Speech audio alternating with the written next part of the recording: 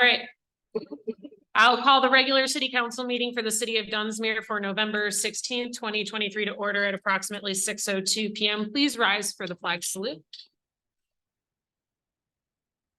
I pledge allegiance to the flag of the United States of America and to the republic for which it stands, one nation, under God, indivisible, with liberty and justice for all. Thank you. And whenever you're ready, Wendy, may we have roll call, please? Councilmember Keisler. Here. And Councilmember Deutsch. Here. Councilmember Clarno. Here. Councilmember Bryan absent. Mayor Lucchese. Here, thank you.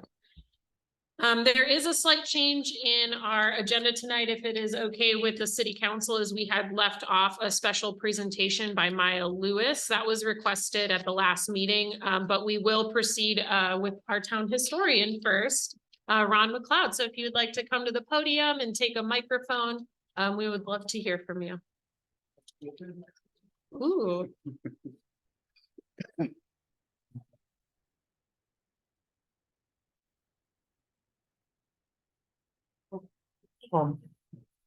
Thank you for having me. Give us one moment. Just with the audio. Something's not quite right.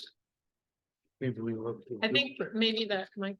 Remember how there was the one that was being open people? Oh, yeah. Maybe we look.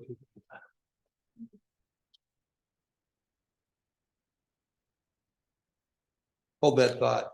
There's one right there. Wendy, there's one right next to him on the table. Thank you. Well, hello there. He's quiet. Test. There we go. Just wasn't expecting to see an animal down there. Yeah. That's all right. All right. All right, all right. Testing 1, 2, 3. Perfect. Okay. So we had a good summer this year. We were lucky. Didn't have any of those terrible days where air turns brown. And you have those scary fires that are too big and too close for comfort. So it was a good summer. Fires, however, Dunsmuir has had its share of fires over the years. There are two memorable ones that you will hear about quite often. If you go to the Chamber of Commerce office, you'll see little brochures that will have the history of Dunsmuir or in a paragraph or two. And it'll say there was a bad fire in 1903, another bad fire in 1924. And that's about all you get. 1903 is 120 years ago. 1924 is 99 years ago. There's nobody around today that remembers those fires and can talk about them and tell the stories of them. So that's what I'm going to try to do. The 1903 fire started in the Mount Shasta Hotel. Mount Shasta Hotel is or was right across the street on Sacramento Avenue from the depot, the corner of Pine Street and Sacramento Avenue. It was a 3-story building. It had 40 hotel rooms, an elegant restaurant, I'm told, and a bar. And second floor had a ballroom, large ballroom for meetings, conferences, and so on. Early on the morning of April 5th, which was a Sunday, tenants, guests in the hotel woke up to the smell of smoke in their rooms. And of course, the alarm was sounded. The hotel was evacuated. Wasn't long and the building was fully engulfed in flames. At that time, there was a south wind coming out of the south, blowing north. And the flames from the fire were blown, excuse me, into the 2 commercial buildings just to the north of the hotel and burned those very quickly. Then it came in contact with the Rostell building. Rostell building, if you're familiar with it, is still there. It's brick, non-flammable. So the fire stopped there, couldn't go any further. And a strange thing happened at about that same time. The wind changed directions. And suddenly it was blowing toward the south instead of toward the north. So the flames were blown back on the fire, doubled its intensity. The flames were so intense at the hotel on the corner that the flames jumped across the street, across Pine Street, and ignited the California Hotel, which is right across the street. It sat where Cafe Madeleine is today. The California Hotel, by the way, is not the Hotel California of the song. It's the California Hotel. The fire department and railroad workers worked together to fight the fire. The fire department, when you think about it, 1903, the equipment that they must have had, the availability of resources, water, I don't know where they got water from. I don't think there were any hydrants, fire hydrants.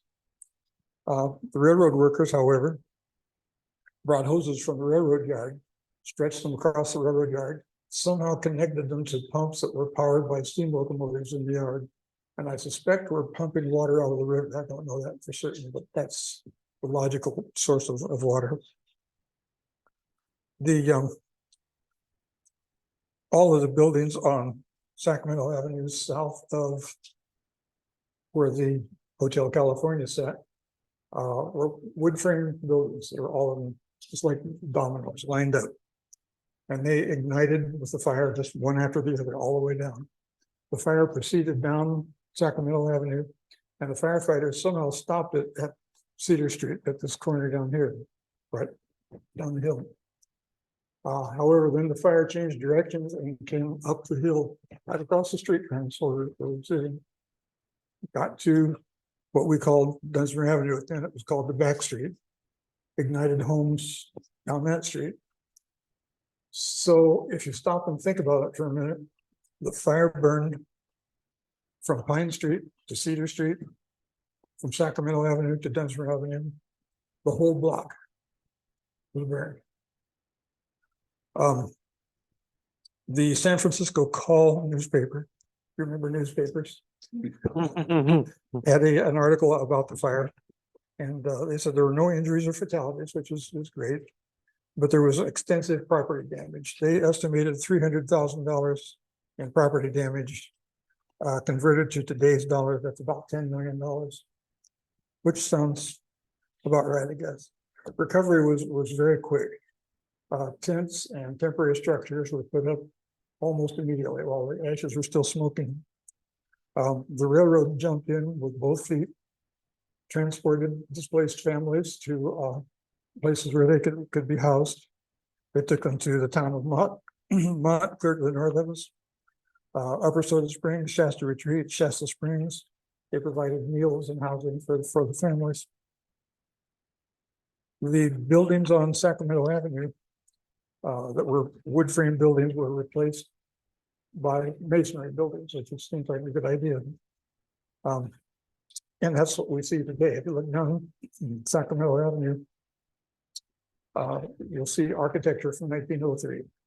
It's the style of architecture that was popular at that time. The only reminder we have, the only visible reminder we have of that fire is the Rostel building. Survived the fire. The fire did ignite the roof of the building, and repairing the building, they just lopped off the top floor. So it became a 2-story building instead of a 3. And that's the way we see it today. 21 years later, 1924, fire started in the Knights of Pythias building. Now, Knights of Pythias is a fraternal organization that still exists today, mainly back east. It's an organization similar to the Moose, the Elks, the Eagles, and so on. They had a large 3-story wood frame lodge that sat approximately where the building, I'm not sure what we would call it today. It was the elementary school gym for a while. It was a Benson roofing building for a while. I think it's in private hands now. That's where the building sat. There had the building had 3 stories. Bottom floor was retail stores. Top floor was lodge facilities, and the middle floor was a public hall And it was made available to any organization in town that needed a hall for a meeting or a conference or whatever. It was used by the schools, the churches, the unions, Boy Scouts, Masons. They all made use of that building. On the night of Thursday, April 24th, the Order of the Eastern Star, which is like an auxiliary group of the Masons, had a large banquet in that building. And it was well attended, or I don't know how many people were there, but it must have been a lot, because the figure of the members of the Eastern Star, their husbands, their families, their friends, and so on, it was probably packed. At the end of the evening, after their event, the building was vacated and sat empty. Then about midnight, fire erupted. And the theory was that a candle had been left burning by the cleanup crew after the banquet, and somehow started the fire. Much like the fire with the hotel, it was quick. Wood frame building, probably dry, went up in a hurry. That night, there was no wind, which is not a good thing necessarily. If there is a wind, then the fire is blown in a certain direction and firefighters can continue in that direction. Since there was no fire, it blossomed, burned in the other direction. It went to the east across Sacramento Avenue, burned SP officials' home, but along the line there. It burned to the south, where it burned an apartment house, a rooming house. And the worst thing is it burned to the west. And I think up to here toward where the brewery is today. And in so doing, it burned the Methodist Church, the Episcopal Church, the library, the gym, and the parsonage. And when it hit Dunsmuir Avenue, which was a thing that called Fort Avenue, it started burning the homes. And proceeded down Dunsmuir Avenue, just burning homes all the way. Again, the fire department, combined with the workers and the road, fought the fire. Hopefully they're going to get better equipment by this time. But it burned 12 structures. Again, there were no fatalities or injuries, which is a good thing. Somehow the firefighters saved the elementary, which is a large wood frame building, and that same vicinity of the church.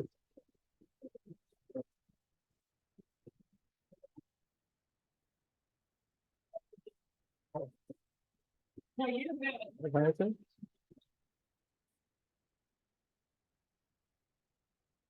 Yeah. Okay. Anyway, the elementary school, which was a large wood frame building in that same vicinity, was threatened, but the firefighters held the fire off from that building. It was safe. However, 5 years later, it was the Rostel building survived flood. Both of these fires surrounded the building and the expanded, and it's our one visible reminder of the fire. Especially in the building. April was a bad month. But the story does take the three big story and make it come alive, right? Oh, yes. Started out as a 3-story building. And the early pictures that show the Shasta Hotel and the buildings on the street. You can see it, that 3-story. I like that too. That's amazing. Yeah, so they fix the roof, they just top it off. I think you can see it in one of those. Yeah. I think you can see it in one of those 3 photos back there. I can't remember which. Yes. Here. This is the rock stuff. To me, that's locked off. Good job there. Any questions?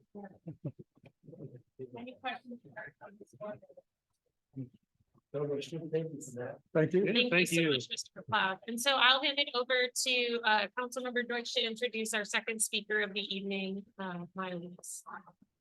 That's right. Thank you, Madam Mayor. I just want to introduce, kind of set the stage for this presentation. Last year, the council submitted to the local transportation committee an unmet needs submission identifying 4 different areas, needs that were not being met. The commission just could have just said they're not reasonable, et cetera, but instead they said that we recognize that they are unmet needs. We just don't have the funding to take care of the problem at the moment. We were kind of at commission going through a little bit of turbulence with the executive director. And so I worked with the chair and reached out in search of what's called a capstone project student. A capstone project, if you're not familiar, is with some degrees or certificates or whatever. And I had to do it when I got my preliminary teaching certificate. You have a project that is supposed to represent everything that you've learned in your year or in this case, 2 years. So that is something that the person puts a whole lot of effort into and really cares about. And so I reached out to the University of UCLA, and then I was able to connect with the director there, and all of a sudden I found out that this director actually comes up on so it turns out that he has an actual hearing without stage and non-system sound. So he helped me put together the advertisement that I'm not looking to students. We also on the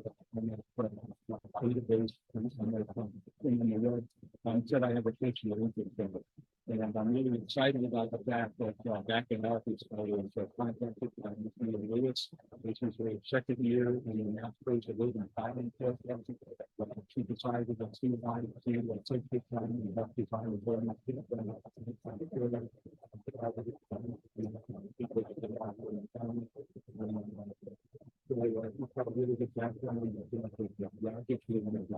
Putting it all together. With that in mind, I just printed over the meal. I'm fairly from and familiar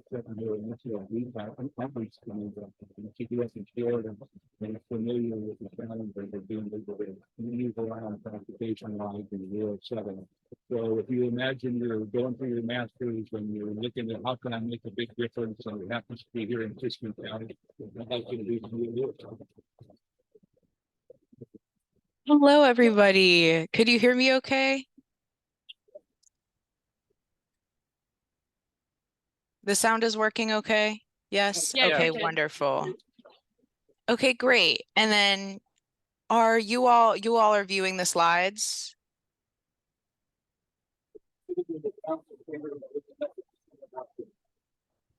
Oh, sorry, I couldn't hear that. You're looking up at the screen and you're here for everyone to see. So yep, we're ready. Okay. Oh, I should share the slides?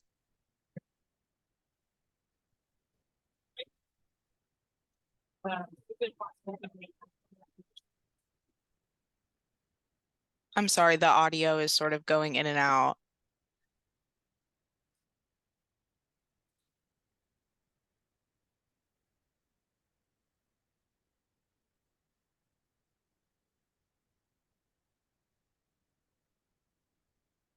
We'll get there.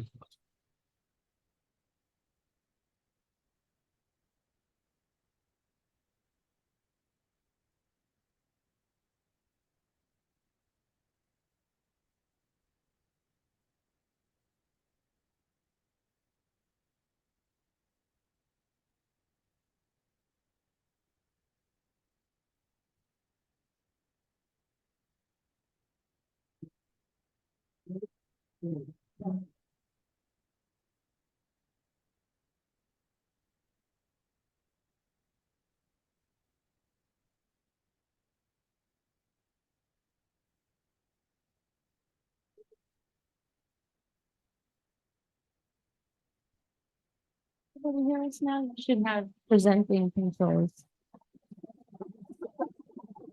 Okay, yes. All right, let me go ahead.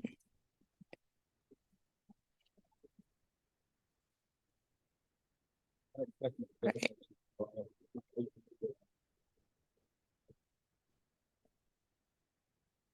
Okay. All right. Well, thank you so much for making time in your busy agenda for me to present. I'm really glad to be presenting to your city council today because I know Dunsmuir has a particular stake or interest in this project. First off, my name is Mia Lewis. I'm a second year, as Councilman Deutsch said, in the Master of Urban Planning program at UCLA. I do a lot of work on transportation and data, and I have a particular interest in rural communities. I grew up in rural Florida, so I was really excited to be able to do this for my culmination capstone project. So in working with the commission on this project, we really wanted to focus in on improving transit route service to better serve the community. I want to take an approach with this project that's very data-driven, as well as people-focused. So that way, when it comes time for funding or making changes in the system, that there are data points to back up the recommendations. I really want to focus in as well on travel patterns and community hubs, to make sure that we're not just imposing a system that wouldn't be useful in this set of recommendations that I'm going to be offering, as well as keeping in mind feasibility.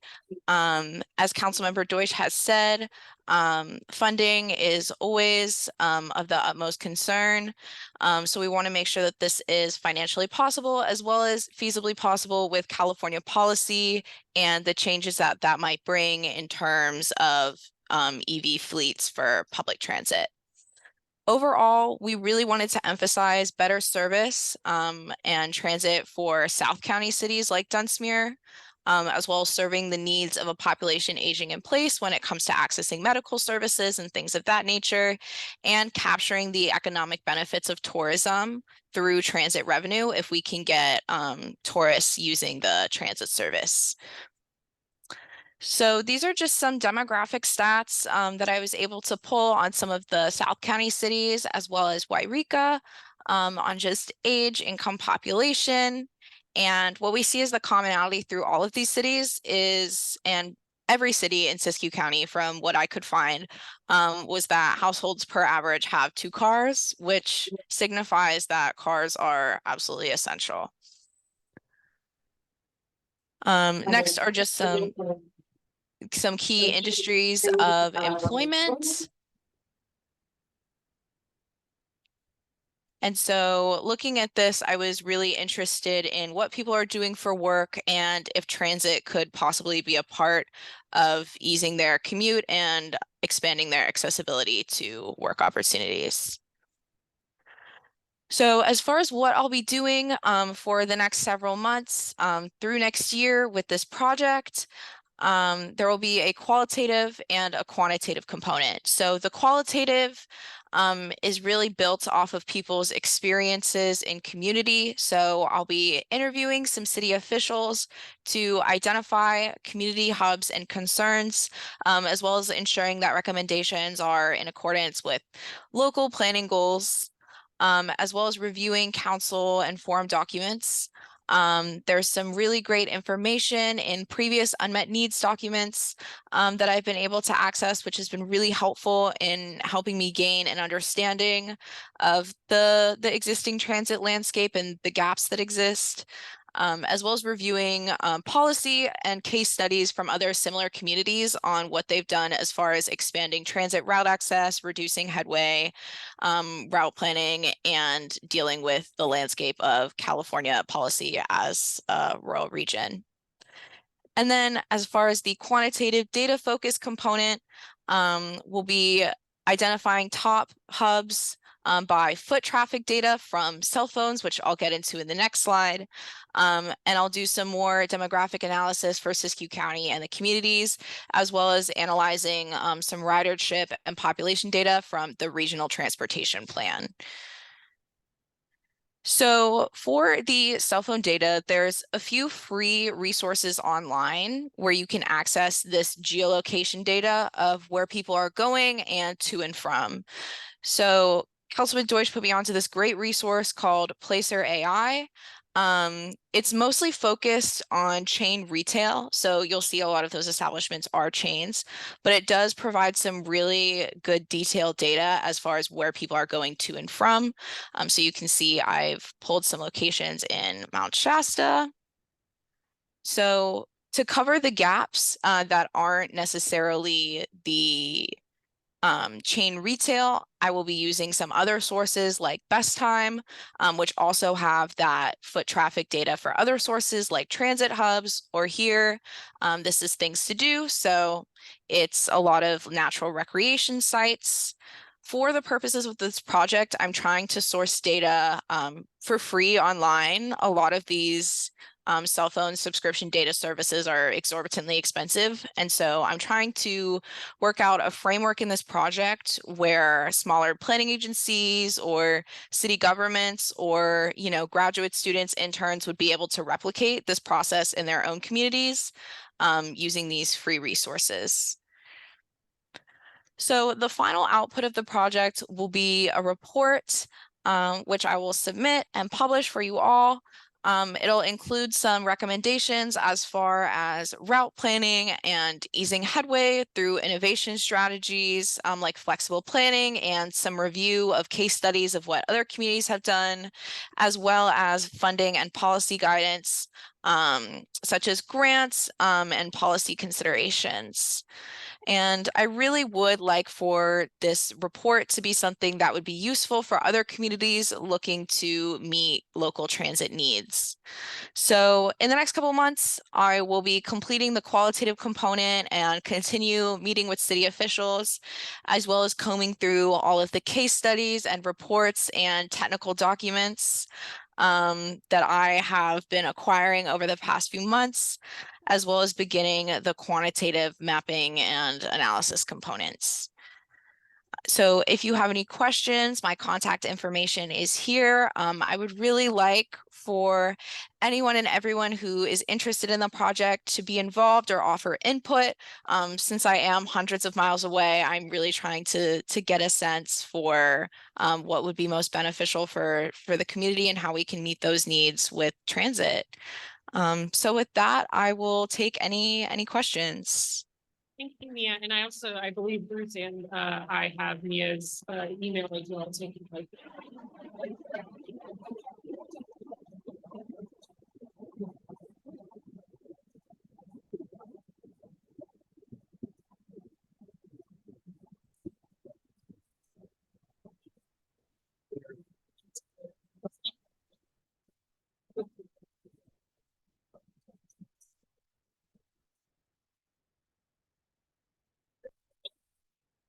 The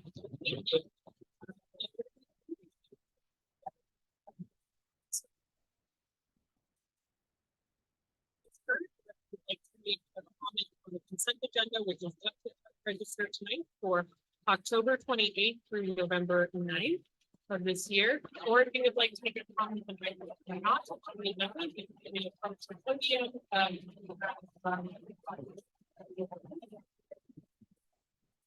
and I apologize.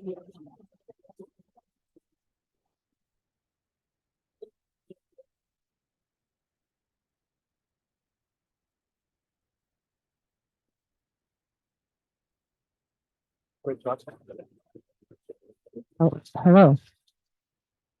Does that work?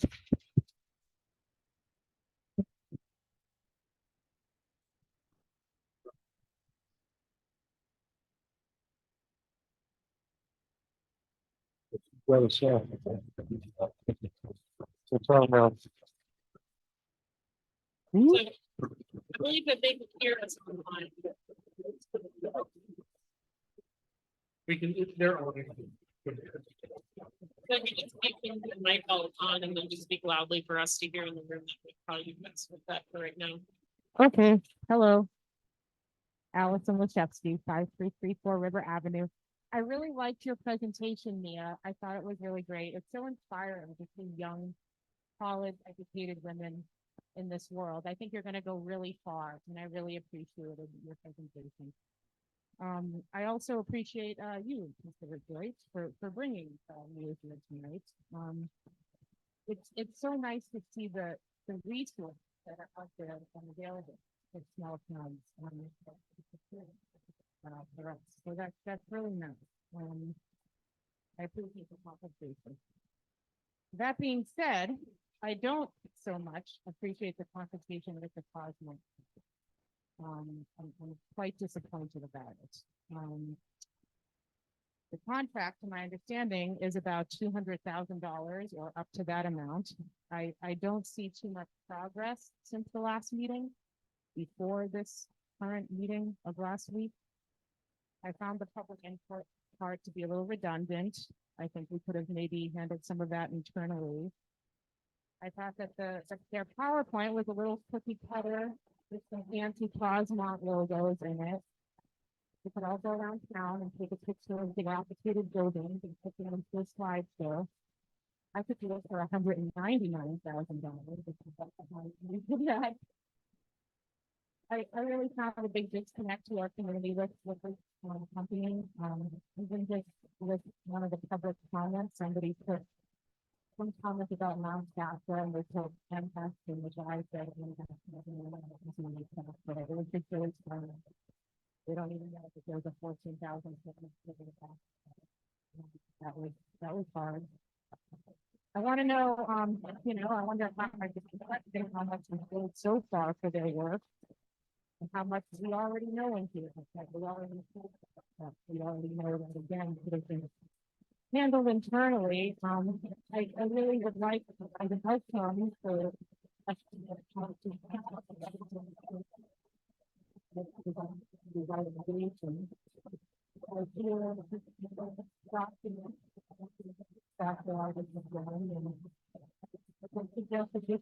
maybe we contact some of the other cities that they had it themselves on the back list that they work with and get some quantifiable data and input to see if they had any effect. And if they work with them, let's see if they're really disappointed. I hope to see them. Thank you. Are there any other general public comments on the presentations we've heard today? Items not on the agenda?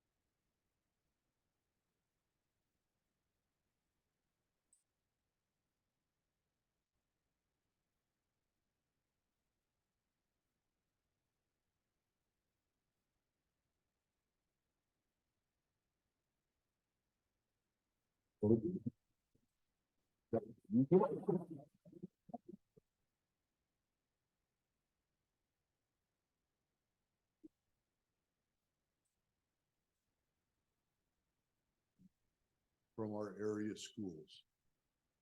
And it felt like a success to me and several other people. So going into next year, as we look toward 2024 in the season of renewal and hope, there are two things I hope happen next year. The first is that we all commit to honor veterans for as long as we send our young people into war and conflict.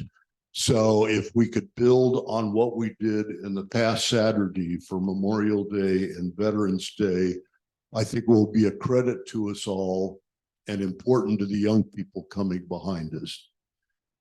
The second thing is we heard statistics that are shocking as far as how distressed veterans are. PTSD, suicide, whether it's 22 a day or 24 a day. Yeah, one more sentence, you gotta wrap. So I'm hoping all of you will work with me to set up a committee in January of 2024 to focus on veteran housing and the number of shut-in abandoned residential units in the downtown. There are hundreds of millions of dollars available from the state to house veterans, whether they are disabled or not. And if you will join with me, we can do this. Thank you. Mr. Are there any other members of the public who would like to make a comment on an item not on the agenda or on our special presentations? All right, we will move on from item number 4 to item number 5, which is council and staff comments. We are a little bit farther into our meeting than normal. So I would just request that council members and staff make it brief, but we'll start with City Manager Reed. All right, so on Tuesday, we opened bids for the Brandstetter Hope Rehabilitation Project, and we'll be bringing that to council the next meeting.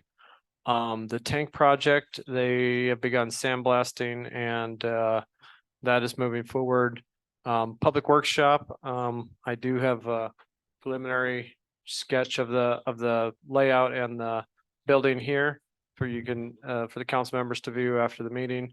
That we hope to have the bid package to the council December 7th. Street sweeper's been out and about. I don't know, I think we're 5 dumpsters in already.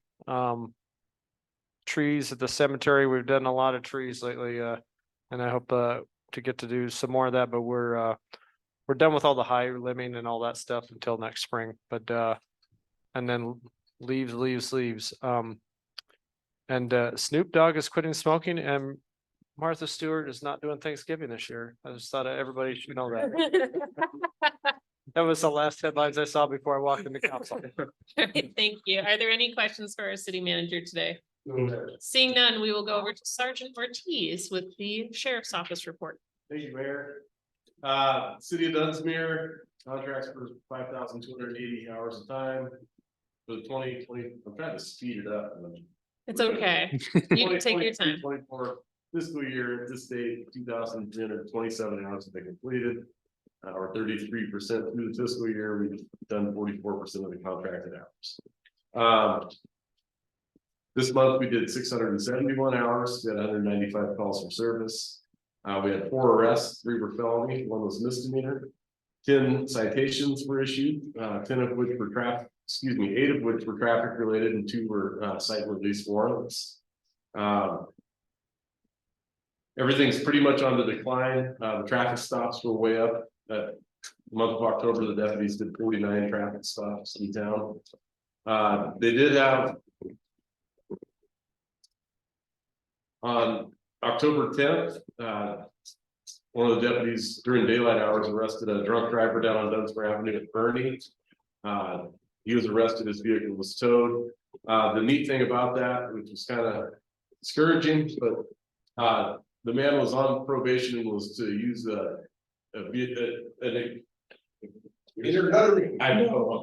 ignition interlock device as a condition of his DUI probation from a previous DUI arrest. He was failing at doing that. He claimed it was stolen, but so he was arrested, and then the very next day, a different deputy wound up arresting him for DUI again on I-5 up at Abrams Lake. So he's a slow learner. Slow learner. And he hails from Castella, but he does come into our city, so he's got 2 fresh DUI charges in addition to whatever got him on DUI probation to begin with. So Not gonna be buying a lot of Christmas lights, I mentioned, with the finance.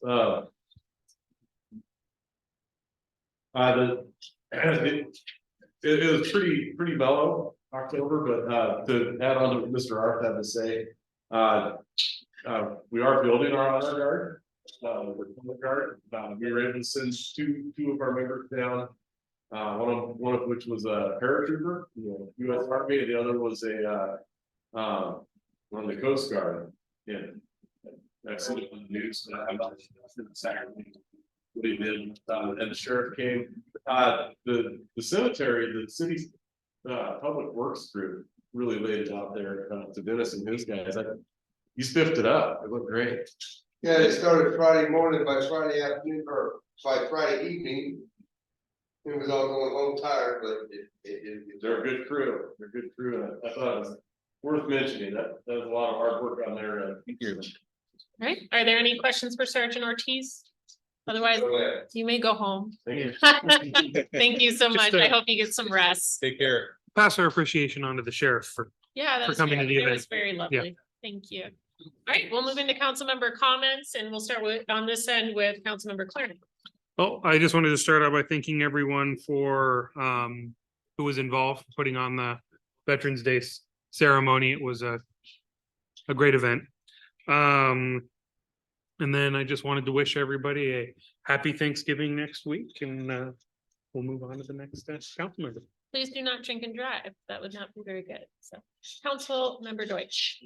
Yes, ma'am. I just want to officially thank Mr. Arth, who has been working towards getting me and failing at every attempt to get off my butt to make something happen. I understand that he got together with Steve and Brian, obviously pulled the mayor and other people involved in. I got to admit, I'll say it straight up, I couldn't have imagined an operation ceremony as complex and well thought out as you all did. So I salute you all and thank you on behalf of the veterans. That's all I have. Councilmember Keisler. I agree. Good job. I wanna know, did we get a new flag? Yes. Okay, cool. From the bottom of my heart, I apologize that I could not be there. As most people know, I started my own business and this weekend was the time thing had to be done by Monday, carpets coming, blah, blah, blah. I did happen to put out the flags for the weekend. And if everybody did, if you ain't noticed, our flags are brand new and they're waterproof. So if it happens to drizzle, don't call me at 2 in the morning talking about putting flags away. They're waterproof. What do we get that? I too want to wish everybody a happy and safe Thanksgiving.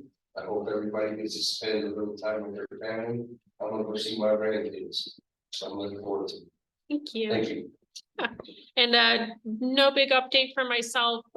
Just congratulations to Sam with their opening last Saturday as well for the art museum. It's a very lovely exhibit if you have a chance to go by and spend some time looking through that. There's a memorial showcase of David Gokenauer's work, who passed away in 2022, and he was an excellent welder and recoverer of recycled steel and metal parts. And so it was very nice to see his artwork on display. And so thank you everyone for the Veterans Day festivities as well. And hope you have a happy Thanksgiving. So were there any committees? There was. Go ahead. Finance Committee met on Monday. We had 3 items that we discussed. As council knows, we have an annual audit and for each fiscal year. And we started the preliminary discussion and looking over some of Blake's preliminary numbers that are going off to our auditors. Nothing too big to report on there. Everything's just starting to get packaged up and sent off. And then the second item was the current year revenue and expenditure report, basically just comparing what has been done this year to what we budgeted for. And everything for the most part was fairly on track. Few things were above, few things were below. We did have a good year for TOT though, so that's good. And then the last item that we looked at was, as the last meeting, we the council voted to change banks from US Bank to Mechanics Bank in Mount Shasta, so that way we don't have to waste hours driving to Weed. Plus Mechanics Bank also has additional hours of operation and a night drop box, which will make it a lot easier to do business. And we just discussed a lot of the how that transition is going to actually happen, including moving all the accounts and basically a review of some of our current signer policies and how those are going to transfer over. And we're hoping to have something that we can bring to council in terms of a official set policy for who can sign what. Coming up soon. Right, any questions from the finance committee chair? Seeing Sounds none, we'll move into item number 7, which is approval of the minutes for November 2nd, 2023. Is there any discussion on the minutes? I make a motion to approve the minutes. There's a motion. Is there a second? I'll second that. So there's a motion by Councilmember Keisler, second by Councilmember Clarno for the approval of the minutes of November 2nd, 2023. All those in favor, please signify by saying aye. Aye. Opposed, abstentions, and 1 absent. Motion carries. Move into item number 8, which is the consent agenda. We have one item 8A, which is the check register for October 28th through November 9th, 2023. Is there any discussion? Move to adopt the consent agenda. All right, there's a motion. Is there a second? So motion by Councilmember Deutsch, second by Councilmember Keisler to adopt the consent agenda as presented. All those in favor, please signify by saying aye. Aye. Opposed, abstention, and 1 absent. I'm sorry. We'll move into item number 10A, which is consideration of adoption of the 2023-2031 draft housing element update resolution 2023-14. And so just to, before we hand off to Vanessa, I believe we'll be taking the item, is that this was a continued item from our last meeting, that the council members wanted additional time on this item. And so I will hand it over to Vanessa, and then we will come back into council discussion. I will open this item back up for public comment, but we are technically able to open back up into discussion since it is a continued item. So Vanessa, when you are ready, go ahead. Great, thank you. Can you hear me? Yes. Okay, perfect. I am going to share my screen and get right into it. So let me, bear with me while I do this. Wendy, could you turn the TV down just a hair, please? Thank you. All right, great. So can you see my presentation? Yes. Yes. Okay, great. Well, thank you for having us back tonight. Michelle Nielsen, who was with you last couple weeks ago on the 2nd, could not be available tonight. And I did pop in and out of the meeting on the 2nd, so I did hear a lot of that discussion and feedback, and am happy to be back tonight to continue that. And I am going to keep my presentation really brief tonight, and kind of summarize what we heard, what the key takeaways we heard were, and really just want to open it back and get some additional, hear more from the council, get some additional direction, and go from there, how best we can move forward to get the housing element continue through this process. So I will go into the summary of kind of what we heard last time. So what we heard was some concern with short-term rentals and second homeowners, some data corrections, minimum densities, addressing minimum densities, zoning districts, missing middle housing types, allowing a diversity of houses in the R1 district, inclusionary housing, universal design and ADA compliant housing, and addressing homeless programming. That the community outreach was not enough, and to do more of that, and to address housing issues of veterans and how it can be more tailored to local housing issues. And so before I'm not going to get into detail on all of these in my presentation. I'm happy to provide clarification and answer any questions I can. The staff report did try to kind of summarize and go into a little bit more detail to respond to each of these items. as best we could at this time, and are happy to hear more about any or all of these items. All right. Um, Do you want me to go through really quick and just ask the council if that summary was sufficient right now, or do you want me to wait till the end? How about I'll go through a couple of the key takeaways that I'm going to highlight, and then that would be a great time to get additional input. Okay, perfect. Okay, thanks. So one of the key takeaways is additional outreach. So an additional community workshop can be conducted in December at with council direction. We can identify housing needs based on the data that's in the housing element, and we did early on outreach, a survey, and a meeting, and so we can build on that. And then one of the other things that we heard at the last meeting was just trying to meet people where they are. So getting support and direction on how to best do that. Another key takeaway was just short-term rentals and addressing that issue in the programs more robustly. And so the Planning Commission is continuing to review the ordinance, and did have a meeting last week, I believe, or the week before, addressing that. And I unfortunately was not able to attend that meeting, but they are continuing that review. So it is could be helpful to get their input or just a status update of where they are, and then how to best move forward.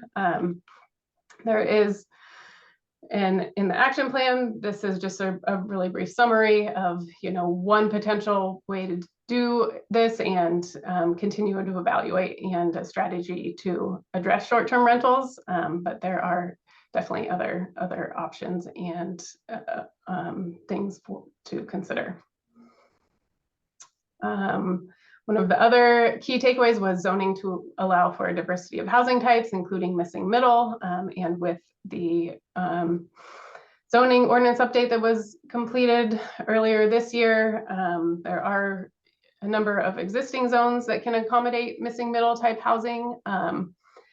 And the city could also consider a program to develop missing middle housing on vacant property the city owns, or how really evaluate and how best to encourage that on and redevelop privately owned parcels as well. So those were kind of just the high level key takeaways. Like I said, I didn't cover everything that we heard or that's in the staff report, so I'm happy to take additional, hear additional feedback and comments and direction at this time. All right. Do you want to start off, Councilmember Keisler? Okay. So I'll just do a quick little statement here before Yeah. I give you the floor, Madam Mayor. And that is, I think one thing that I did like what was given to us in the staff comments section. I feel like it did bring up a lot of address a lot of the comments we had. And I think one problem I had with this whole process that wasn't necessarily brought forward in the last meeting is that throughout my short time on council, and I know I heard this from another council member who basically said we were told a lot of questions we had that weren't addressed in the general plan or at other points throughout the process of, oh, that'll be dealt with in the housing element. And then we just didn't get any of that in the housing element. And I'm glad it's starting to be addressed now and that we are starting to make some forward progress and it's being brought up. So that's just a quick comment I wanted to make on this before I give you the. My thoughts are, I'm confused. I mean, I would imagine a process had we started back earlier where we were all kind of tuned in to each of the different programs and how they fit together and kind of watch the thing being stacked together. And so now I'm not sure with regards to what's actually on the paper as a proposal versus what our dreams should be and what we should be working towards long-term, what the calendar is like right now in terms of how much time do we have before we hit a wall. And so that's kind of where I'm at right now, just trying to understand where we are in the overall process. I was a little sick. Do you want to address that one, Vanessa? I can try. Yes, so where we are is we have the complete draft housing element that is out for public review right now. And now is the time that in the first, so we did work with prior staff to review programs in the housing element and but we did not bring that forward, the programs necessarily to Planning Commission or Council. We compiled that all into the public review draft that has been available since September. And now there is a pending grant deadline for the city that is in December for the SB2 grant that funded most of this. So that's where we are. The city can, has options still to do what they want. And I think there are some potential additional ways to work around the grant funding, but it is going to be up to the city to try to do that.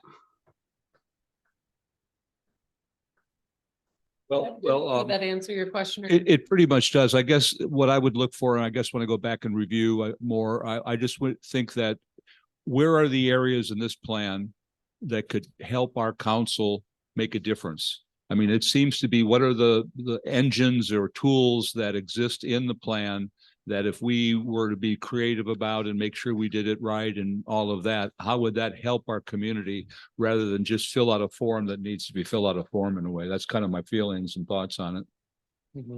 And I think going on that, Vanessa, just making notes on the staff report, I think it's still not, I think you listened and you heard the items that I brought up last time. Councilmember Keisler had brought up the veterans housing. In reading the staff report, I'm super discouraged still because it's not what it's not enough in my opinion and what people have been asking for. And I appreciate you guys taking the time to outline this, but I mean, just for example, in terms of addressing secondary homeowners, short-term rentals, discouraging conversions, a lot of the information in the staff report starting on page 10 to 11 is all about, well, this section describes the issue or it describes the planning commission's reviewing it. It describes these things. It's still not giving us a program specific to addressing short-term rentals or continuing to monitor them or because again, those general plan programs, policies, and goals are instrumental to building the backbone of good grant applications to continue to look into this. And that's something we need to always think about for our circumstance because we just don't have the resources to do that. And so, it still isn't, from my perspective, it is still not addressing my concerns because I want a specific program related to that commits the city to continuing to continue to look at the short-term rental issue and commits them to doing that on a frequent basis. And like, again, on page 11, at the city council's discretion, a program could be added to the housing element, to perform regular local housing censuses. Yes, so yeah, we want to see that. And so, yeah, go ahead. Sorry, I didn't mean to interrupt. Yeah, no, go ahead. So I did pull up, there is a strategy that's in the action plan, which is, and I apologize, I think it could be better tied together. So in the AFFH Housing Action Plan, table A38, which was also attached to the programs, is it's essentially additional programs and action plans to address some of these issues. And so there is an action program D that is to develop the strategy to reduce vacancy. And, so it lays out one pathway to do that here. So we can add to this, we could pull this into programs. So I guess part of it is addressed, and I hear that it's not fully addressed. So And no, thank you for the clarification. And I think maybe that's what I need to understand as well, is that from my perspective, I want to make sure these things are explicit and that they're clear, and it commits the city in the long term to continue to see these things forward. So I appreciate you pointing that one out. On that too, again, going back through this, you know, one of the things that Councilmember Clarno had brought up and Councilmember Bryan had brought up at previous meetings is around the R1. You know, when we were doing the zoning code update that was presented to us months ago, we had brought up, why isn't R1 being diversified with the housing types? And we were told, oh, you need to update your housing element first before you go and do that, and your land use element. And we were generally supportive of doing that. And you did address that here again on page 12 to maintain internal consistency. I think what I was asking for at the last meeting for that is I want to do that personally. You know, I want to see all of the residential areas increase in density and allow a diversity of units. I don't think just allowing ADUs and JADUs is enough. And for those who don't know what those are, accessory dwelling units, where you can put either a detached or attached additional housing unit up to a certain amount of density on top of that. But what I'm talking about is having conversions of large single family homes, if they want to, into, you know, a quad, or building a new quad. You know, I've had the opportunity to live in downtown Dunsmuir more in the past couple of weeks, and walking along some of the more historic areas and looking at the diversity of housing types. That's what I want to see. Like, I walk past a quad, which is a 4-unit housing complex, next to a single family home, next to a duplex, and it's still a nice neighborhood. And I want to see our current code updated to reflect that historic diversity of housing that we had previously, so that if we do get new expansion, if we do get new development, I want to see that diversity of units. And again, like I said, I'm speaking on my side of it, and we haven't voted on any of that, but go ahead. I just want to jump in here for real world observation, or for observation and experience throughout town. And that's especially for people who are in their 20s and 30s, moving into a duplex as a couple or whatever. Is a lot of young professionals in this town that I know of are taking that route. They're moving into a duplex because it's or a triplex because it's an affordable place to live for someone who's a young professional. And I actually just bought a duplex this year in January, and I had been as my first home that I purchased, and I'm living in one half of it. And it took me 2 to 3 years of trying, because every single time one came on the market, there were, I mean, I remember the first one I put an offer in on, I was the 3rd or 4th person to put an offer in the first day, and I put in a asking price offer, and I was the lowest offer. And that's how much demand there is for purchasing a duplex in this town. And some of the duplexes in this town are some of the nicest looking houses, like the one that's up here on just off the Pine behind the Travelers, the pink one. Not the pink one down on Dunsmuir Avenue, but the other pink house in town. Pretty nice ones. I have a pretty decent one, but there are some really nice duplexes, and they can fit really well into R1 zoning. So I just wanted to add that, my observation for your point. Thank you. I think what I kind of envision as a way to simply address this is to say that these programs should see that the city will, this is our vision, and then list what are the decision points that we have in terms of, do we want to do this or do we want to do this? This is what we want to do. So it really is a plan that we're following, rather than just saying these are some options going forward. Does that make sense? So. Yeah. And I think going back to it too, is I think it's just wanting that stronger language, like going to your final bullet point on the presentation slide, you know, consider a program. It's like, I want the city to push these forward. And I think my point last time is it's like, you know, again, and as I've said before, I've had the privilege of working with Vanessa and Michelle, very lovely consultants. And I worked with them in my propensity for Wairika. And you know, my day job is I have to listen to a city council and cater to what they are comfortable with.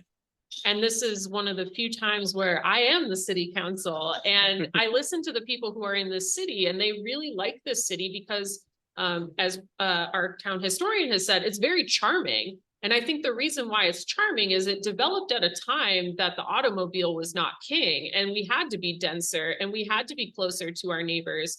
And I think that is part of the appeal of Dunsmuir is that we have these nice cottages on a manageable lot. And I want to continue to see that move forward with development. And I want to see infill. And I want to see some of these larger lots have the opportunity to add some of these smaller cottages that make the rest of our community exactly, you know, why we like to live here. You know, again, we don't live here because we want large ranch open spaces. We live here because we're cute and compact and we have this really nice architecture. And so for me, you know, I would rather see more density with nice buildings as opposed to preserving a huge lot with a multi-million-dollar house.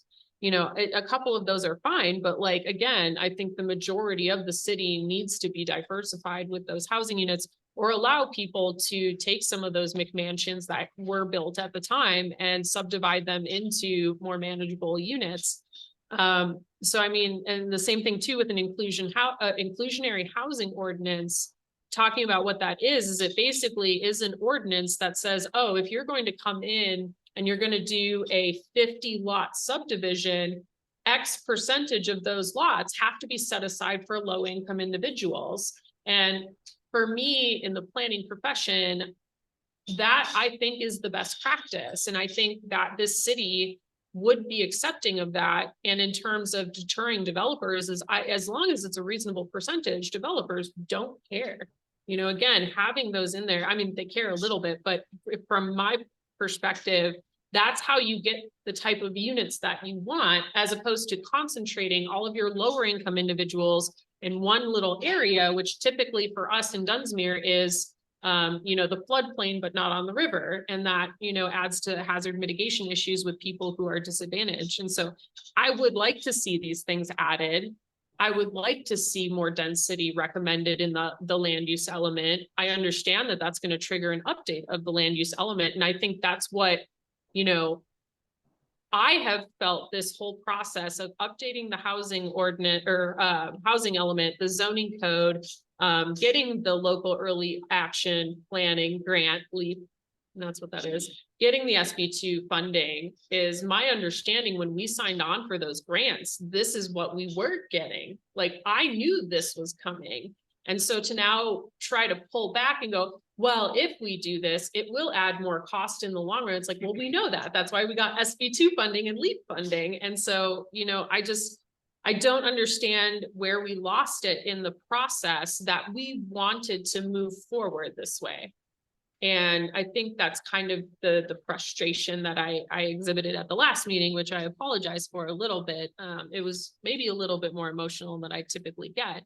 And so I think going back to it being, you know, and the other thing too, is it's like, the only last thing I'll point out, because I think I've made my point here. I hope I made my point, is that going to council member comment 5, there's not enough focus on housing issues for veterans. And the response to comment number 5 is just talking about statistics. And then it says, in many ways, the programs that support the housing needs of the general population and special populations described in the housing element also apply to veterans. I get that. But what we're asking for is we want a specific program committing the city to that type of housing. And to do that type of housing where it makes sense within the city. And, you know, and that's going to have to be some kind of program. And I think the beauty of this council, and I don't mean to speak for all of you, is that we are open to innovative solutions to do that. We are into interesting ways to achieve that. And I think we're very open to how we get there, but that's really what we want, is we want an explicit, the city of Dunsmuir will, look at integrating veterans housing into, existing infill development or redevelopment projects or new development projects. And so it's like, we want that explicitly said, and to make that extremely clear. And so, my opinion on this before we go into public comment on this, again, this is a continuation. We don't normally set this up with us discussing before we go to public comment, but we had a public hearing last time, is I would really like to back this up and refer it back to Planning Commission with at least one more well advertised public engagement piece to, again, really investigate looking forward. I will say, one of the things that I went to pre-COVID, that Rico Tinsman had put on that I thought went really well, and previous council member Arth was there as well, was there was a workshop to just talk about short-term rentals before we did the ordinance. And there were quite a few people who showed up to it, and it was a really lovely exchange and having a good conversation. And I understand there was a comment about the frustration of the Cosmot workshop last week. But to be honest, as a council member, it was great to see 35 people-ish, 30? Roughly 30 to 35 people show up and talk about different things. There were people bringing up ideas that I had not heard before, or I had not been exposed to. And so even if we have 30 people show up and we get 5 really, really good ideas we never thought of before, that really, I think, goes to council comment 6, which is tailoring it specifically to us. And again, really harping on, I'm a planner, I'm a city planner, I am an AICP certified planner, and I want to support the best planning document we can get to for this specific city. And this is, I hope, one of the few city councils, and like I said, I cannot speak for the majority of this group because we have not voted, but I think this is the one group in California that I have met, besides maybe West Sacramento, that is so open to trying the newest, best, innovative thing to address our housing issue. And I think that's what we want. Okay. Thank you. I hope I was a little bit nicer this time, and I apologize for last time. Did anybody happen to catch your accused of compact? We are. I love that. We are.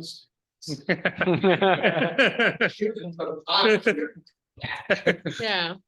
But no, Vanessa, again, I appreciate your work. I appreciate the work that Michelle did at the last meeting, and I hope she's feeling a lot better. I'm very passionate about this, and I think the rest of us kind of echo that, and that's why we're here, and that's why we're here to serve our community and not other people, is people wanted us to advocate for them strongly on these things.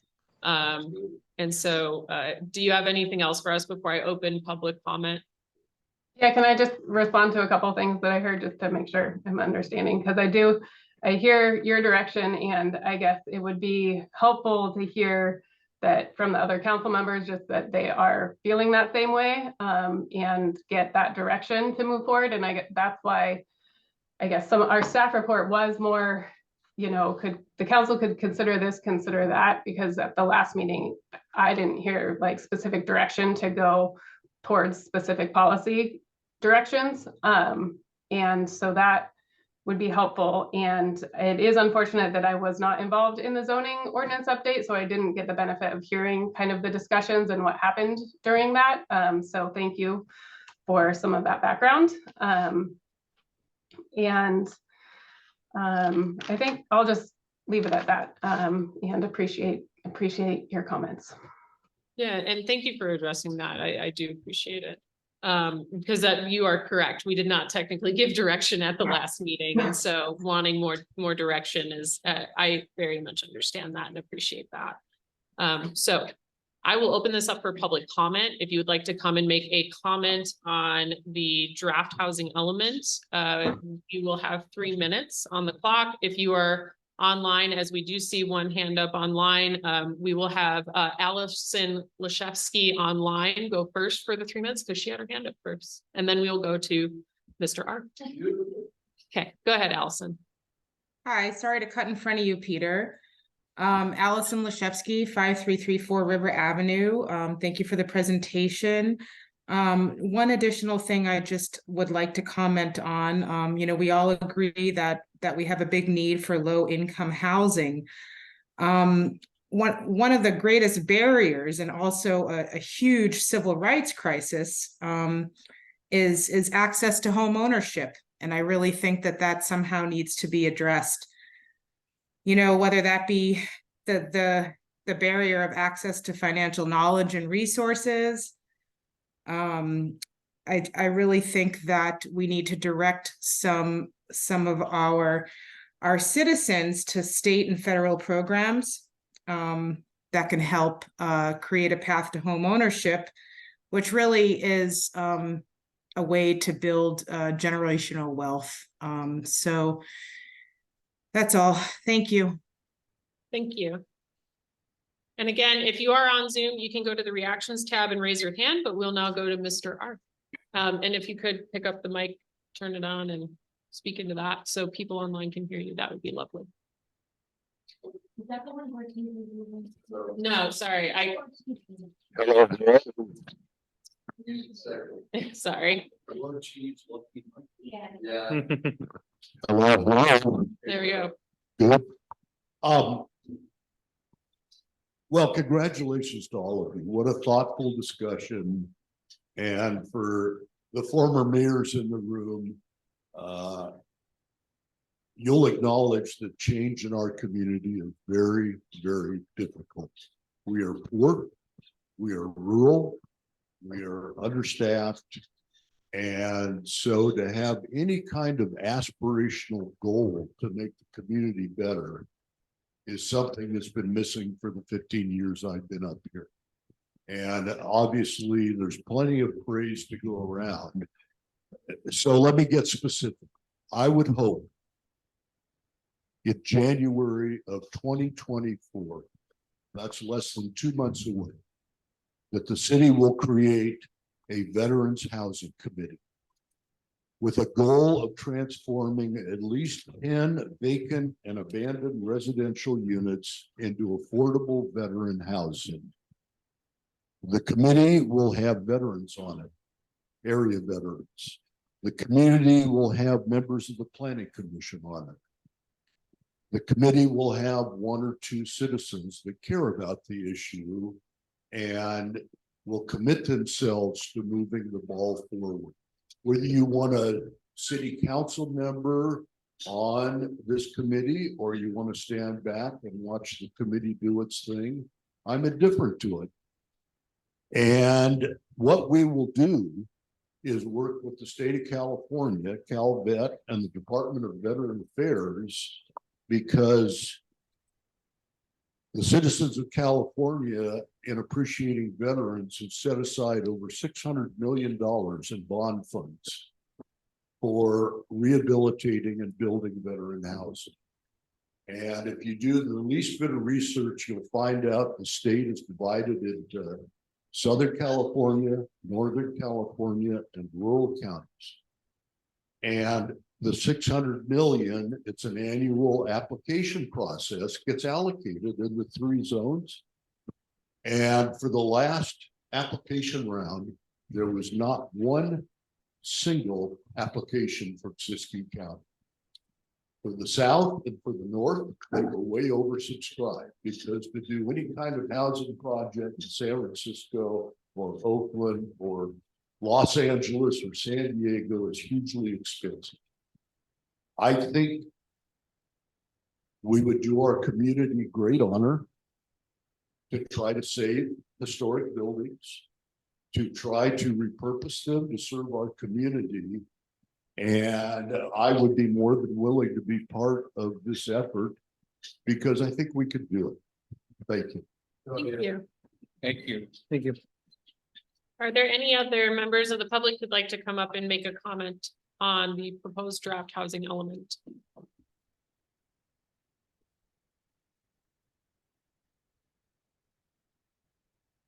Just talk into it. All right, it's working? Yeah. Okay. Dwight Bailey, 55906 Castle Avenue. Also a member of the planning commission. I have read this plan. I've acted on it. The thing that Art just talked about an implementation of some of the programs we would want to bring forward. And what I noticed in this, and I asked the question at the planning commission meeting, was almost all of the goals and all of the things that sound good, like a loan program for housing, rehabilitation, etc. All the plans, it asks who, it states who is going to do this. Almost all of them refer to two things: the planning department, the planner, and the city manager. What I noticed in that, that's quite a bit of work. A lot of these goals are quite a bit of work. To try to develop any one of these plans is quite a bit of work. So the question I asked, out of respect, was, if we're going to put that much effort on both the planner and on city manager to bring these goals forward, that is an increase of staffing level or increase of time, increase of commitment, if nothing else, to have these things implemented. I do approve of the fact that I believe in a smaller communities and a strong city manager and a weak city council, unlike say New York, where the richest man wins. But I asked the question, if we ask these two people, the planning department planner and the city manager, to move forward with all this programs, that's not what I'm hearing here. Our mayor just stated that she would like to be involved. She's a planner. She would like to do it. Art suggested committees to bring some of this stuff forward. So I just asked the question, are we expected to pay our city manager more money for doing this work? Or are we going to change some of this to make it where other people are involved in bringing these goals forward? Because I don't see it happening within the next 8 years if we're leaving it up to one individual or two individuals to bring all these programs forward. So the fact is, historically, these are documents returned in the state because they're required documents. They're not an action plan. And we hired this firm to show us to get by it and work with the state on it. And I'm seeing it's not working with either the planners or working with the state. We are wanting our goals to go forward in whatever manner. So I would consider looking at that aspect of who's going to do this work to bring it about. And if it is, that should be put down. I don't like it all referring back to one or two people. Thank you. Are there any other comments related to the housing element draft? Again, if you are online, you can go to the reactions tab and raise your hand. Right? Seeing none, we'll close the public comment. I will address the last one really quick. So statutorily, we have to assign it to an actual city department. So you cannot assign it to just random people in the community because it's not a station or static position. And so they do typically go to the planning department, community development, city manager. It's very typical. But what that means is that it doesn't confine you to not going out and getting consultants to help you. It does not confine you to that specific person. It's just that area. And again, you know, the going back to the housing element, elements of the general plan are an action plan. Every year, the city council and the planning commission should be looking at the general plan and going, we want to focus on program XYZ. We want to see these 2-year things go forward. And so it is an action plan. And I think just to reiterate my comments related to that, I'm not saying the programs, policies, and goals in here are not going to move forward, but they have to. They're state mandated. So it would be in addition to these, we would like to see these programs. But again, if you do not include these programs in the housing element, you're weakening your ability to advocate for your community for grant dollars, for long-term funding, for, you know, committing to these things. That being said, I do really appreciate, I I'm sorry, Alan, we already closed the public comment for the item and Mr. Hicks. So we will move on through discussion. I do really support the home ownership program. I don't know how the rest of the council feels about that, of just having a optional program added in there to support programming for that, to help people just navigate the financing, providing education for that. Would you like to weigh in on that? I'm in support of that. The other thing too that wasn't mentioned in this document that Vanessa and Michelle spoke of quite a bit in Wairika was housing trusts and supporting housing trusts. And I'm wondering if Vanessa, it would be possible to consider adding a program around if, you know, the city supporting a housing trust. I don't know if you maybe want to share from your perspective what a housing trust does. I know a lot of people don't know exactly what they are, how they work, but it's a way to finance housing programs. Yeah, and Sorry. that's, Go ahead. that's actually more Michelle's expertise, Okay. the housing trust specifically. So I don't want to address or will not address that right now. So I don't tell you something wrong. Okay, no, you're good. I'll flounder through it as well. So when you get into planning, it gets very, very specific in certain areas. And so like Vanessa and I, in this circumstance, we generally can kind of know what it is, but it's very nuanced in some ways. So a housing trust, from my understanding of it, is a financing mechanism that the city can enter into, or a nonprofit can enter into, where they get certain grant dollars or they get certain investment from the community through either a property assessment or a sales tax initiative as seed funding. And then what they do is they'll go and purchase land, own land, develop land at a lower cost than, say, other types of developers. And then they would basically either go into like a home ownership program where they would then sell that house, very similar to Habitat for Humanity, how they build a house at a much lower rate. But it still meets all of the codes and things like that. But the housing trust will then hold that property, and then they're eligible for additional grant dollars or tax credit rebates or other types of things. So it's very similar to an affordable housing developer in a way for that. But I think it should be something that I'd like to at least see discussed or considered, because I mean, we're talking about how to finance these things as well, like financing our own programs, financing these developments, and I think could be included. The other thing too is, Vanessa, I don't remember seeing a program supporting a multi-jurisdictional housing element for the seventh cycle. And I know it's something that has been brought up with other cities. And I think we ended up putting something in Wairika's programs to support that at the time of the 7th cycle. And could you maybe speak to that? Did we put one in here as well to support that? It's in the discussion. There's not a specific program. So if that is a want from the council, we could put that into a program. So what that program would be is, so we are in the 6th cycle for housing. In the next 8 years, we'll go into the 7th cycle. We get our regional housing needs allocation.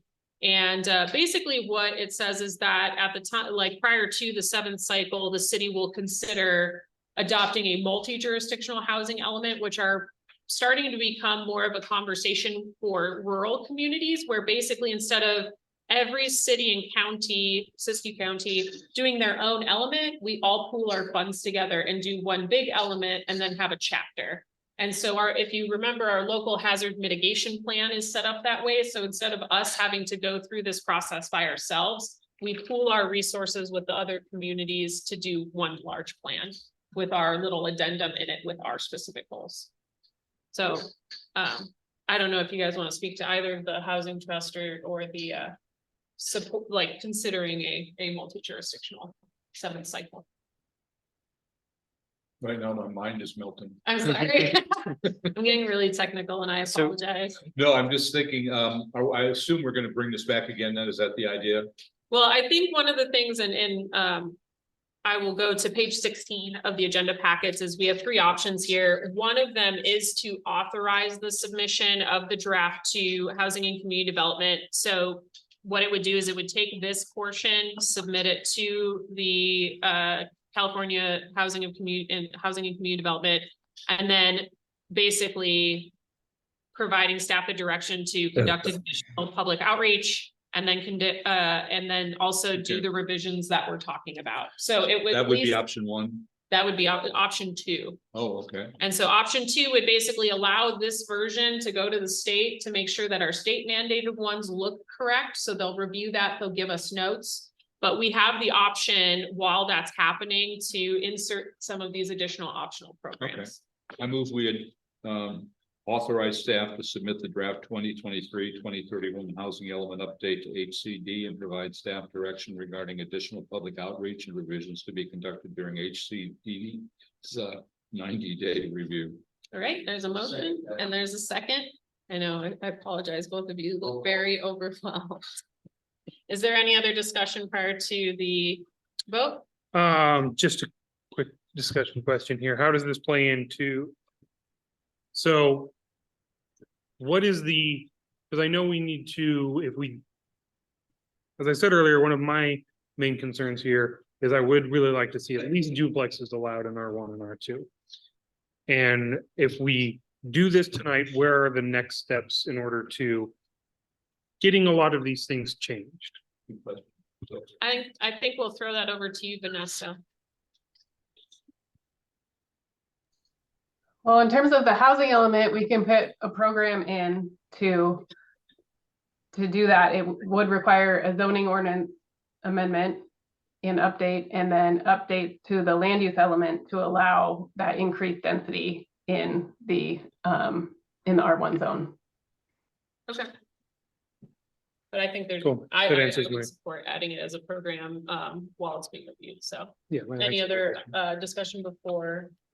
I would kind of like the multi-jurisdictional thing. I think it's a huge benefit. Moving from the Midwest where actually there's discussion of combining counties and reducing townships, and its rule is tough, right? We have 45,000 people and 6,500 square miles in Siskiyou County. And I think in the successes that we're seeing in other areas, you know, with the JPA and the LTC and those kind of things for the, you know, JPA for solid waste, I think it's prudent of us to actually put that in there. All right, so we'll move into a roll call vote. Okay, so we have a motion by Deutsch and second by Keisler. Yep. Councilmember Keisler. Councilmember Deutsch. Aye. Councilmember Clarno. Aye. Councilmember Bryan's absent. Mayor Lucchese. Aye, thank you. The other thing too is I would like to request that the LEAP grant application come at the next meeting to look at how we can amend the LEAP grant to augment our contract with Plan West to provide additional funding in time for the housing element additional programs. Okay. Thank you. Thank you so much, Vanessa, for coming today, and I appreciate you taking the time with us, Councilmember Deutsch. Yeah, I'd just like to say, as somebody looking in on this relationship between the two of you who you know each other, I just want to say that I think the council is willing to kind of work along with us and grow in the process. And I appreciate Vanessa's support. Great, thank you. Yes, and thank you for your time this evening. Thank you. All right, we'll move into item number 10B, which is the grant agreement for UV treatment of drinking water project resolution 2023-15 to receive $2 million of grant funding. One second. Not mega million, Not mega millions. Not I think mega it's supposed to be 2.5, actually. 2.5. 1 second. I'm trying to find it in the packet. All right. Okay, so What page is it, Dustin? page 47. I was having the same problem. All right, Mayor and Council, back in August of 2022, actually the day after I started, I made Blake sign the application because I wasn't sure what we were doing yet. But we applied for a grant, Proposition 50 funds for ultraviolet disinfection for our water system as a treatment to address any issues that we may may have within our system. And so we applied and we actually applied for around right at 2 million and they gave us a grant for 2.5. So win, right? And so this resolution is that we're bringing forward is to accept that grant. It adopts the budget and it also authorizes the signers so we can move forward with the grant process. So this UV disinfection component will come. It's basically we got to build a building. That building right now is planned to be in Hedge Creek Park on the north of the bottling plant. And we intend to keep it subsurface. So it would be from the top side, we would like to work on also trying to find some funding to build the top side as restrooms in that same area. From the staff standpoint, we feel like that would be the best location with potentially realigning the water main at a future point in time from that building. From right now, currently, it goes diagonal through the property to the south west of the bottling plant. So from a long-term planning standpoint, it's the first step in getting us to kind of move some of our other components out of the way of other properties and improvements. So. Questions? I have one since I wasn't on council when a lot of this was originally brought forward, I believe. Is now I'm aware that this was brought forward because the state's going to start making us do something to treat the water. Yes. And this is the solution is 1,000,000 times better than chlorination. Now, the one thing I did want to check on this, is this something that is going to be running 100% of the time, or is it going to be something that's run if we detect something? All the time? I believe it'd be 100%. Cool, thank you. Right. Any other questions? We'll open this up for public comment. You have 3 minutes if you'd like to make a public comment related to the Prop 50. Resolution 2023-15, accepting funding for 2.5 million for UV disinfection building. Seeing none, we will move into discussion. I think we're all pretty good with this. Go for it. Motion to adopt resolution 2023 for the proposition to the program for ozone disinfection of the water treatment plant. The UV disinfection project, accepting the grant, stopping the claims, and authorizing the signage. There's a motion. Is there a second? I'll second. Motion by Councilmember Keisler, second by Councilmember Deutsch. Could you please roll call vote us? Yes, Madam Mayor, Councilmember Keisler. Aye. And Councilmember Deutsch. Aye. And Councilmember Clarno. Aye. And Councilmember Bryan is absent. Mayor Lucchese. Aye. Thank you. Motion carries. Sorry, I don't think I did the last one. We'll move on to new business. Item 11A, accept the resignation of Rico Tinsman and authorize city manager to move forward with engaging an interim planning service. All right, Mayor and Council, Rico Tinsman has resigned as a contract planner, effective November 9th. He has a 10-day termination clause, meaning effective the 18th, which is essentially, I think, Sunday. That would be the end of his contract. And so I'm asking for the ability to go out and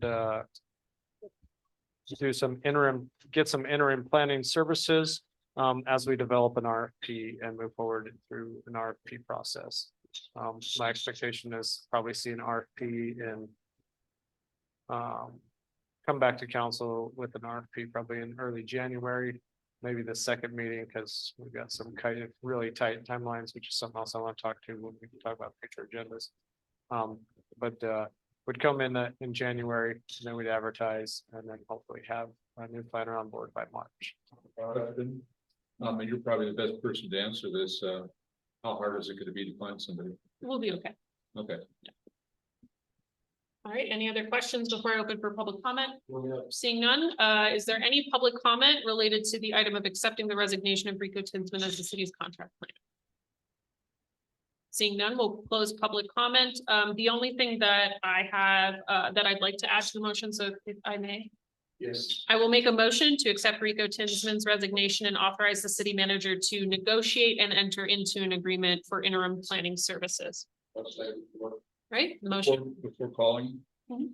I would just like to thank Rico for his service and appreciate working with him over the last few years.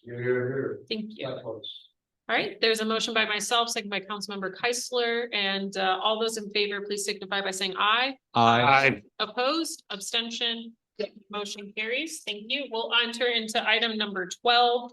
I think, were we gonna ask about the second meeting in December as well? Excuse me. Should we roll call that? We're not approving any expenditures. So this is our budget. It's where the check here, whatever it says yes, no, roll call. Not all done.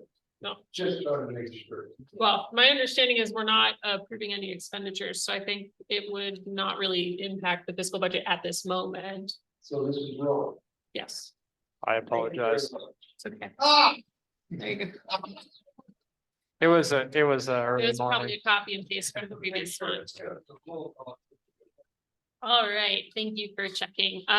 Future agenda items, I think one of the housekeeping items is what is the second meeting in December? December 21st. So Staff is asking to cancel that meeting. are we okay with canceling December I 21st? think so. I'm fine, everyone's fine. I think Santa said that was cool. too. Staff Bring it is, back up for the next. staff is council meeting. also requesting to maybe possibly discuss and maybe adjust the first meeting in January. Yes, because it Because- is like the fourth. So our holiday schedule, because Christmas Eve is on a Sunday, then that bumps to Tuesday. And then because New Year's Eve is on a Sunday, we are actually bumping it back to Friday because it's a half day per MOU.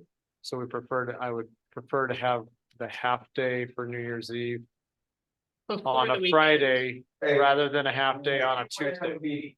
So it really, it gives us about 5 working days over those 2 weeks. So why don't we just And so effectively we'd like to move cancel? it to the 11th. We'll cancel the 21st. We will cancel the first meeting in January. We can schedule a special if needed. That's only 24 hours notice and we're good. Yeah, Sounds good to me. all right. All right. In terms of other future agenda items for the sake of time tonight, could you please email myself and the city manager, or is it quick? We're on the 7th, though. Yes, Yeah. we're on for the 7th and I have a long list already. Yes. You checking it twice? Yeah, I will have to. Section moving to adjournment. All those in favor of adjourning, please signify by saying aye. You're closed. Thank you. You've got to make sure which ordinances are not your night. Yeah. So I'm on. Sorry, run. I thought. Mia, it's incredible that you stuck around through this whole thing here. You must want to be a plant or something. Oh, God. Yeah.